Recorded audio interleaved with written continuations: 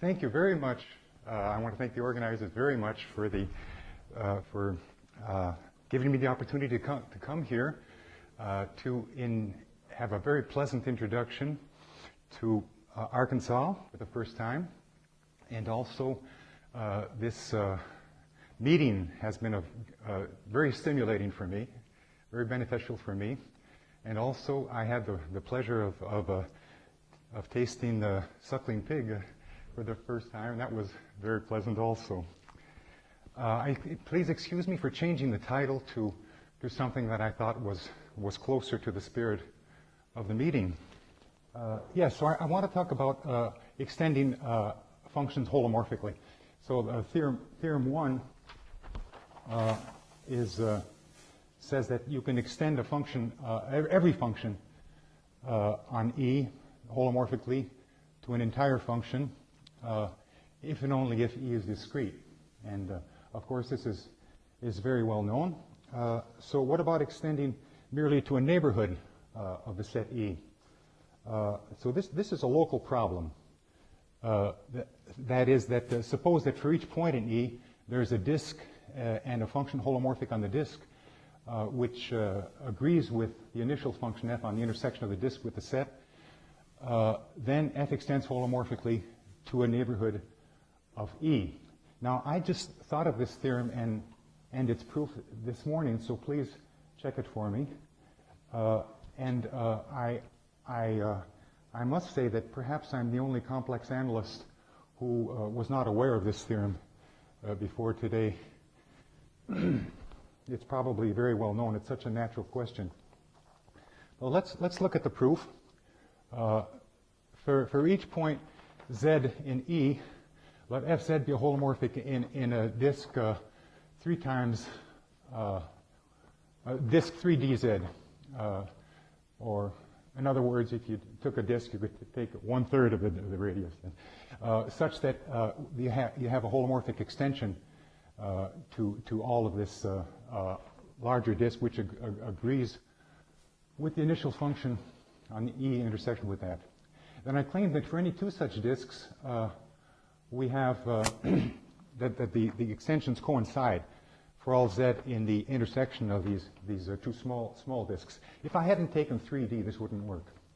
If I hadn't taken, I would not have thought of that had I not attended Charlie's lectures of taking 3 times the diameter.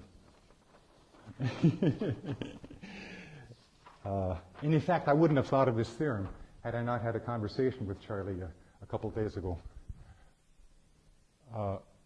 We may suppose that the intersection is non-empty and that the diameter of one is smaller than or equal to the diameter of the other. Then this smaller one is contained in the 3 times the second one.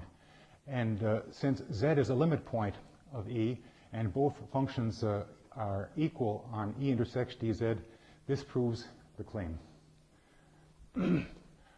So these are compatible extensions. Now let E prime be the set of all non-isolated points of E, and take one of these disks about there, so such that you can extend to 3 times the disk, and cover the set of limit points by this. That's an open set. By the claim, we can have a holomorphic function f on this open set, and moreover, it coincides with little f on the intersection with E. Now, every other point is isolated. Every other, it's not in G prime. And so it looks quite easy to extend f holomorphically to these points, but we have to be a little careful in case some of these points lie on the boundary of G prime. We may arrange the points, these isolated points, in a sequence, possibly finite, call it E sub j, and we take a closed disk centered at it, which contains no other points of E other than the center. And we can have it with a small radius less than 1 over j.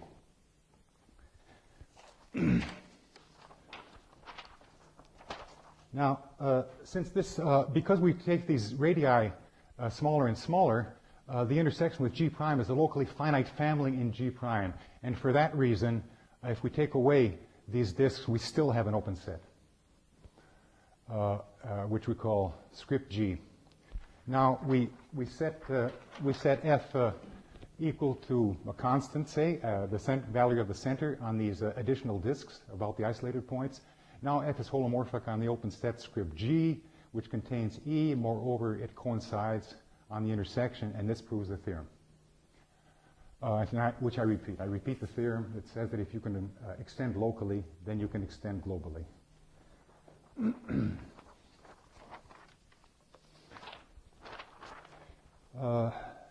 Now, going back to the so it would be interesting to know when we can extend to limit points, because if you can do that, then you can. Okay, so let's say a convergent sequence for this talk means a convergent sequence of distinct points and its limit. So I denote it in this way: Z0 is the limit, and the other ZJs are the sequence converging to Z0. So the problem I pose here is to characterize pairs ZW of convergent sequences for which there exists a function holomorphic sending Z pointwise to the sequence W. And the solution was given by Ronan Perez for a PhD thesis under Aharonov about 20 years ago. And Aharonov told me that shortly thereafter, he somehow found that it had been done in the 19th century. And so poor Perez was not able to publish his thesis, unfortunately, a very fine work. But it had been done in the 19th century by Ivar Bendixen sur une extension à l'infini de la formule d'interpolation de Gauss, Acta Mathematica, 1887.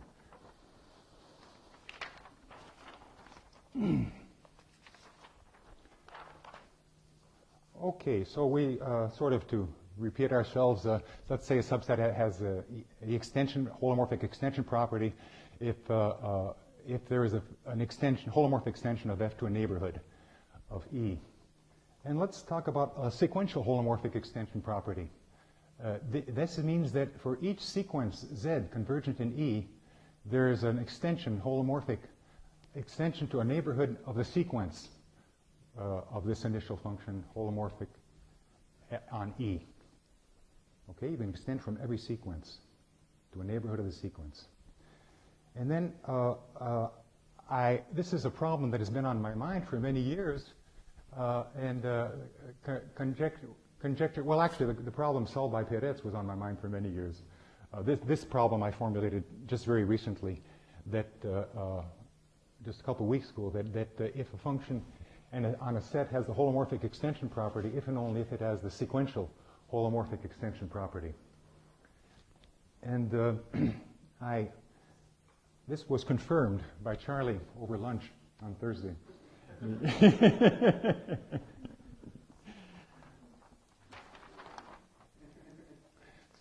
So here's the proof. So we suppose that F has the sequential extension property. First, a lemma. For each sequence convergent in E, there's a disk such that the extension agrees with F not only on the sequence, but on this whole, every point of E in the disk. Not only the points of E on the sequence, but every point of E in the disk. This lemma. And the proof, well, suppose not. Then there's a sequence of AJ tending to Z such that the extension at these points differs from the initial function F. And now we form we can form a sequence A, convergent in E, formed by putting these two sequences together, the initial sequence Z and the sequence AJs, the bad points. And we let FA be the associated holomorphic extension on A, which agrees with little f. Now, since F sub Z and FA are both holomorphic at Z and agree on Z, we have that these two holomorphic functions agree in a neighborhood of the point Z. And for large J, all of the AJs are in this neighborhood, so we have agreement of F with FA, but both of these functions agree with little f, and so we have that the claim that FZ agrees little f, which is a contradiction, and so this proves the lemma. From the lemma, F extends locally. And from the theorem, f extends to a neighborhood of all of E. And so thus sequential holomorphic extension indeed implies holomorphic extension. Well, I haven't looked at Bendixsen's paper in quite a while, in a couple of years, and the condition is a bit complicated, but I think from this we get a characterization of pairs f and E for which the function extends holomorphically. I'll have another look at Bendixsen and see if we can state an interesting theorem in this sense. And that's the extent of my revised talk. Is there any time left? About 3 minutes. Well, maybe some of you came because there was an abstract, which was this, I think. That's the talk I was supposed to give. Analytic extensions are unique and hence usually do not exist. Well, that's a philosophical hence, an ontological one. I figure if there's at most one, there's probably not any. And I often make this remark, and once when I did so, Milton Anderson was in the audience and he immediately quipped that a Unitarian is a person who believes there is at most one God.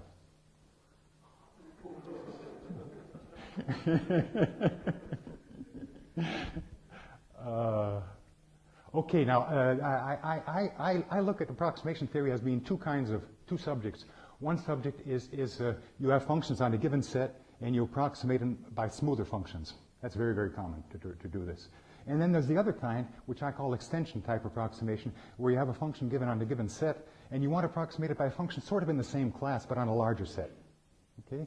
And I consider that as the analyst's substitute for extension, since we usually can't extend, well, for any practical purposes whatsoever. I mean, if you can do epsilon within 10 to the minus 27 tolerance, that's good enough for engineers and physicists. So it's not so bad, a substitute for extension.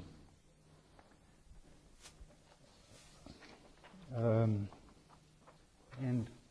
I have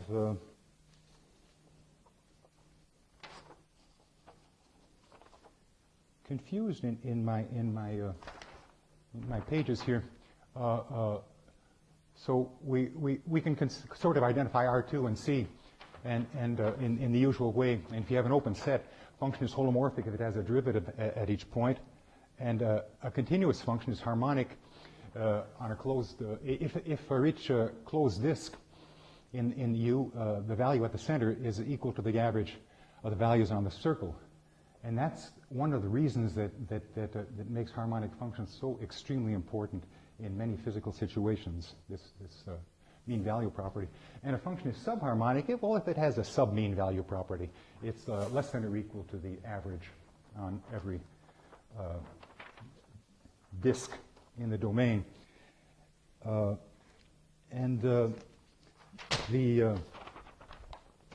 nice relationships between these. A function is harmonic if and only if it is locally the real imaginary part or imaginary part of a holomorphic function. Subharmonic functions help us understand harmonic and holomorphic functions because if U is harmonic, then it is subharmonic, but also if F is holomorphic, then these very important functions, absolute value of F and log of absolute value of F, are subharmonic. And so these classes are highly related. So I will just state a theorem without introducing it really. I don't have time. The following are equivalent. Every function holomorphic on W can be uniformly approximated on compact sets by entire functions, by entire functions, or W is holomorphic approximation domain for closed sets. That is, every function holomorphic on W can be approximated on every closed subset of C, which is contained in W, by entire functions. Same thing for harmonic functions, and same thing for subharmonic functions. But with subharmonic functions, we also get an extension theorem under the same circumstances exactly. And the complete topological characterization of when you can do that, when and only when you can do that, is that the Riemann sphere minus W is connected. Or to say it more simply, W has no holes. So the part that I've been was involved in many years ago with that is especially